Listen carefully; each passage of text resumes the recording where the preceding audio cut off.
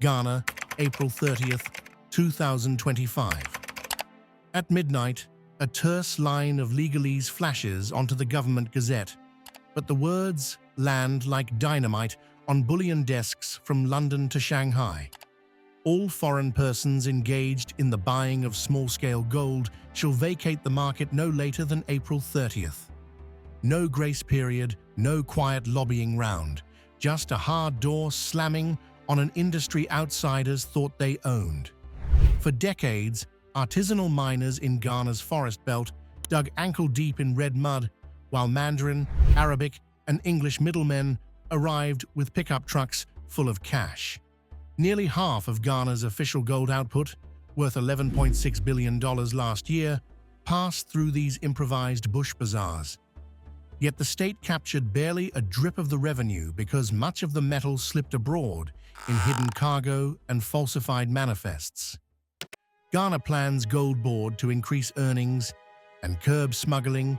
Ghana GoldBod to regulate artisanal mining starting May 1st, 2025. Watchdog papers pegged the leak at about $2 to $2.3 billion every single year, a slow bleed larger than Ghana's 2024 IMF tranche. Miners grumbled they were paid below world price. Treasury officials saw export tallies that didn't match local collection. Airports recorded pallets that vanished between check-in and takeoff. Ghana loses $2 billion annually to illegal gold mining, $2.3 billion lost annually to illegal mining. The money that might have built clinics and textbooks instead bought penthouses in Dubai and bank accounts in Hong Kong. When President John Mahama stepped to the podium in January and read the deadline aloud, traders scoffed. Until Parliament passed the GoldBod Act 2025, birthing GoldBod, a one-stop gatekeeper empowered to buy, grade, tax, and export every gram dug by small-scale miners. All prior licenses null. Foreign firms may still touch Ghanaian gold, but only through GoldBod's glass counter, under cameras, at prices posted in daylight. The shockwaves were immediate. Cash compounds in Tarkwa went on fire sale. Chinese-owned excavators disappeared overnight. Embassy staff filed urgent cables labeled investor confidence risk. Rumors, unverified but loud, claim Beijing's envoys are pressing for a softer timeline, while Dubai refiners quietly scout refinery space inside Ghana to stay on the right side of the wall. But the wall is rising all the same. Why gamble on a move so drastic? Because the old system was not just crooked, it was toxic, literally. Illegal Galamsey sites pumped mercury into rivers that feed cocoa farms, killing fish and pushing growers off their land.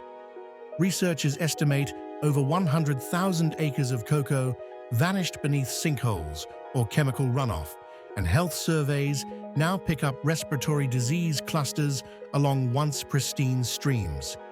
There's mining, then there's Galamsey. Wilson Center, Ghana's wildcat gold mining booms, poisoning people and nature. As one Forestry Commission officer said, "We're watching gold buy our forests a slow funeral."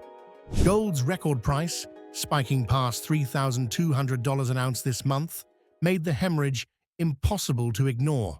With every uptick, more unregistered dredges churned riverbeds, more bullion flew out in diplomatic bags, and the cedi slid deeper. The government finally concluded it wasn't battling miners, it was battling mathematics. Every foreign brokered dollar in investment meant $3 in stolen ore. So the April line was drawn. From May 1st, miners will weigh their dust on digital scales stamped by GoldBod.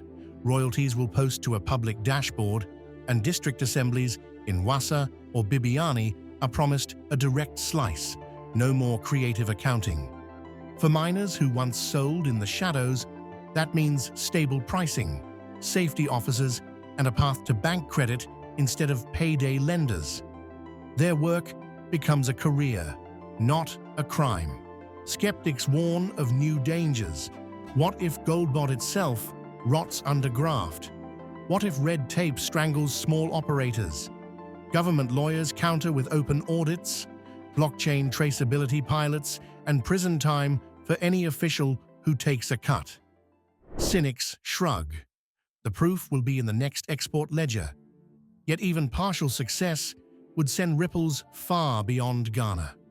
In Burkina Faso, Captain Ibrahim Traore already refines gold on home soil.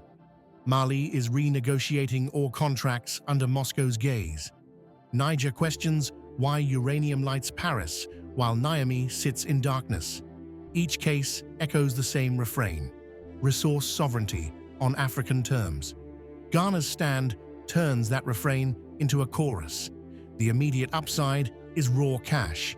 Reclaim even half the lost billions, and the finance ministry can fund water plants for river-poisoned villages, stock rural clinics with oxygen machines, or pave the dirt road that takes schoolchildren 2 hours to reach class. Beyond cash lies industry. Local firms now see open space to refine bullion, craft jewelry, or build payment apps that let a farmer swap grain for a gold-backed cedi in one click. Jobs that once followed raw metal overseas might finally anchor at home. But the deepest change is psychological. In towns where miners long answered to instructions barked in foreign tongues, the loudest voice will soon be their own. A government that dares to stare down global traders tells its youth something schoolbooks rarely manage: that sovereignty is not a slogan, it's a ledger that must balance. Still, bold lines can blur. If GoldBod slips into the same old favoritism, April 30th will go down as theatrics. Rivers will stay brown, classrooms roofless, and cynicism will calcify. But if the ledger cleans, if miners walk into a brick-and-glass office and walk out with fair payment and a tax receipt, Accra's midnight order will be remembered as the moment an African nation stopped asking permission to keep its own treasure. So mark the date. April 30th isn't simply a deadline, it's a bet. One that pits a $2 billion leak against the will of a nation tired of being a waypoint on someone else's supply chain. The world's bullion giants are watching, calculators in hand, wondering whether Ghana just stumbled or set the new floor for dealing with Africa. What do you think? Is this the spark that ends the continent's long resource giveaway, or will outside pressure melt Accra's resolve? Let us know below. And if stories like this intrigue you, tap subscribe so you don't miss the next chapter in the biggest gold gamble of the century.